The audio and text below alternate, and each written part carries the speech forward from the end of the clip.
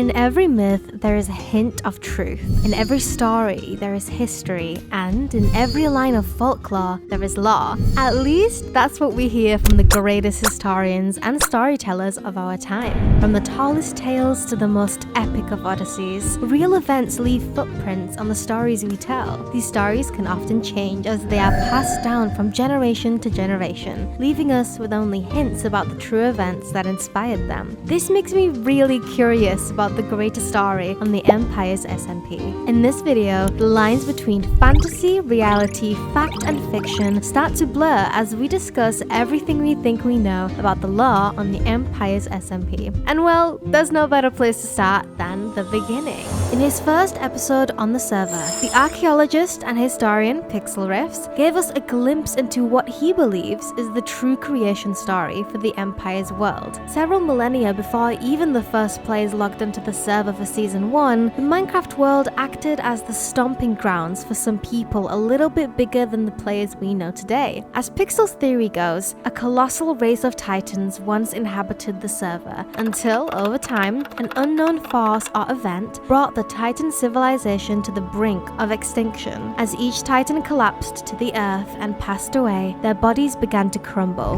But even in the face of death, life finds a way. As the massive forms of the giants decayed, they began to reshape the surface of the Empire's world. Their skin and bones formed the mountains and caves, plains and forests, along with every other biome we know and love. The Titan's blood seeped into the depths of the earth, forming the gems, minerals, and treasures that the players now unearth on the server. While their existence was extremely important to make way for the rise of the empires of the man, the race of Titans was forgotten by the world, and no written history of them exists. After the Titans fell and the world's foundations were laid and the civilization of man rose, it brought about an era of peace. But all of this changed when the corruption began its conquest. In episode 13 of Season 1 of his series, Dang That's a Long Name, or Scott of Rivendell, discovers an old text that details the age of the corruption. The corruption was an otherworldly force that brought ancient empires down to their knees. After influencing many of the people to do its own bidding, the corruption decimated the civilizations, leaving little left but wither and decay in its path.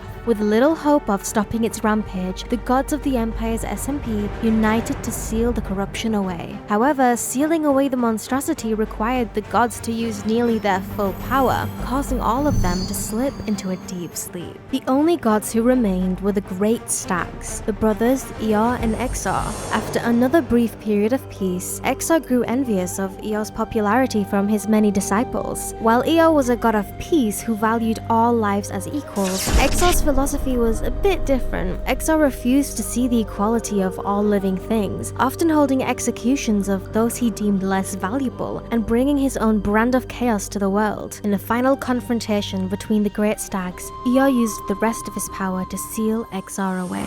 Centuries passed. Much like the Titans, the slumbering gods were nearly forgotten by the world and only remembered through stories. However, when two elven brothers, Alinar and Conal of the Empire of Rivendell, recalled the tales their father used to tell them about the Great Stags, Conal could feel a temptation welling up in him to free Exor from his prison in the mountains in return for power and prosperity. After being banished from Rivendell and drifting apart from his brother Alinar, Conal freed Exor and received the demonic power that he was promised in return. Reports of a monster that resembled Conal flooded Rivendell as people went missing and were slain by the entity. Having enough of the calamity on chaos, Alinar drew from the power of Eeyore, tracked down Conal and banished him to an unknown reality. A new prophecy came around that day. One day when Exor returned, Alinar's reincarnation would come forth and save the world, or else the world would fall into decay as it had before.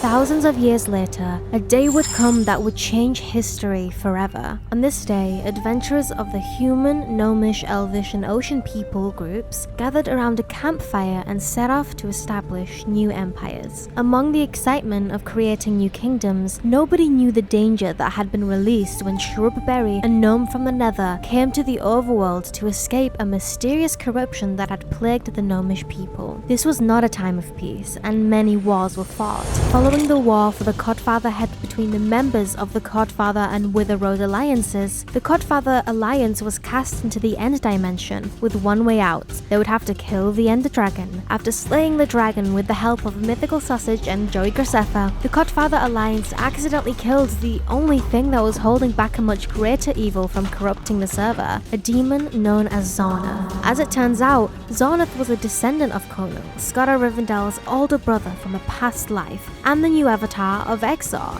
Zarnath's main goal was to bring the overworld into an eternal winter. Soon enough, his massive red tentacles began to spread corruption to each and every empire on the server. However, his reign of terror on the server would not last forever. With the combined efforts of the Scotta Rivendell, Wizard Gem, Count Flip, and Catherine Elizabeth, they found a spell that could seal Zarnath away for good. After engaging in a vigorous battle with Emperor Joey of the Lost Empire, who Zarnath corrupted to serve him, and the mighty Zarnath himself, Wizard Gem and Scott sealed the demon away in an amulet, never to be heard from again. Or so we thought. In an event known as the Rapture or the Empire's End, Jimmy of the Cod Empire and Count Flip attempt to recreate the Codfather head in the Gremlins by mixing salmon and cod together in Gremlin's Forge, which is a big no-no on the server. After a few minutes, the reactor overloaded, completely evaporating the Gremlins and bringing about the prophesized end of the world. The Ocean Empire and Cod Empires were drained of all their water. Blood sheep plummeted from the skies of Mythland. A series of earthquakes caused Catherine's overgrowth to crumble to dust. One by one, empires were destroyed as players like the Gnome Shrub Berry, Count Flip, and Wizard Gem made their escape. Worst of all, Zarnath was released from the crystal that kept him at bay, and after destroying Rivendell, Zarnath confronted Scott one last time. After getting his hands on the Rune Blade, a sword created by a dwarven race that could send its victims to any afterlife the killer would imagine, Scott faced Zarnath down one last time. However, this time would be different. Scott plunged the Rune Blade into his own chest, and since he and Zarnath were connected, they were both killed and pulled into an alternate reality. This was a reality where Zarnath had not been corrupted by Exar's influence, and Scott and Zarnath were even brothers once more. Scott's sacrifice ended Zarnath's reign on the server forevermore, at least as far as we can tell. The Silent Age is a post-apocalyptic 1,000-year period between the first two seasons of the SMP.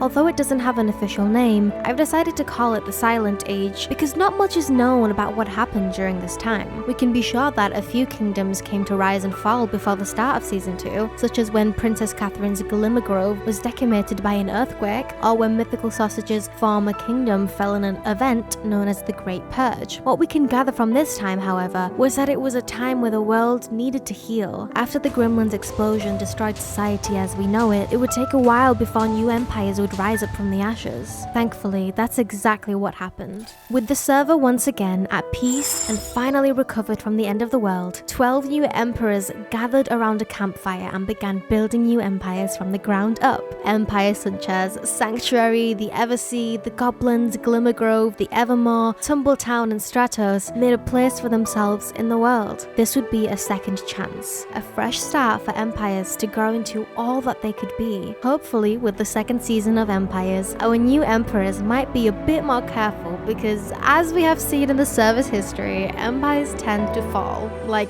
a lot. Well, there you have it. That was a lot of lore, wasn't it? Do you think I left any important events out? And where do you think the server will go on from here? Let me know in the comments.